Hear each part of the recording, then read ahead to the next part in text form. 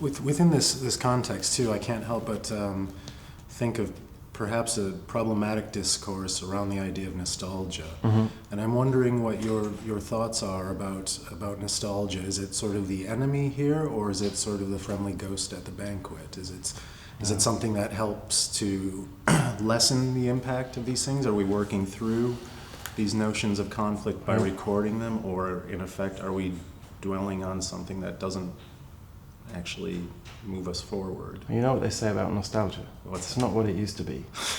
And that's true in photography as well. This idea of a very sort of romantic view of nostalgia of the past, that was something that would have been completely acceptable in the First World War photographs that I was talking about Reims. There's a great sense of pathos and sadness and a very sort of elegiac, very poetic sense of loss. And it's, at that moment in the late teens, early 20s, the photographers really wear their hearts on their sleeves. It's a very, very open kind of sense of pain and loss. But now I think as time moves on and as photography becomes more critical and becomes more critically engaged and critically aware, and I think again, not to keep using the same example, but something like The Map by Kawada, it's a really interesting work because it's not about nostalgia. It's not about looking back at something and wishing it had been otherwise. It's about trying to understand what really happened and trying to represent its ongoing effects.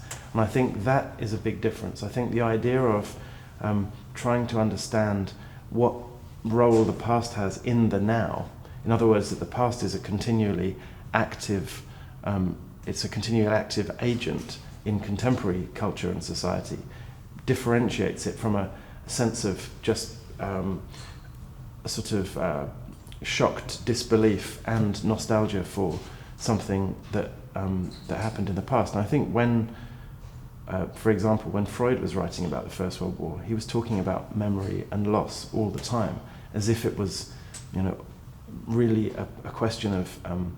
He talked about trauma and memory and loss, as if one really understood this in the sort of personal sense.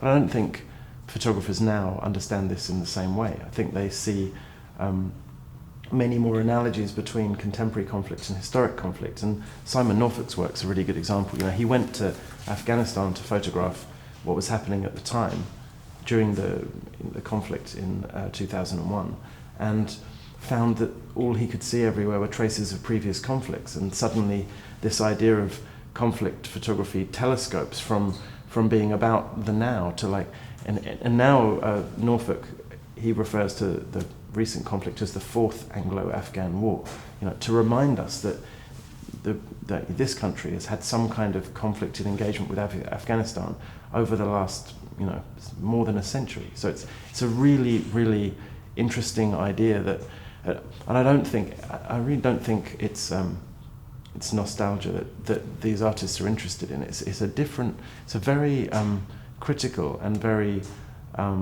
maybe a slightly more political sense of what the past might mean now.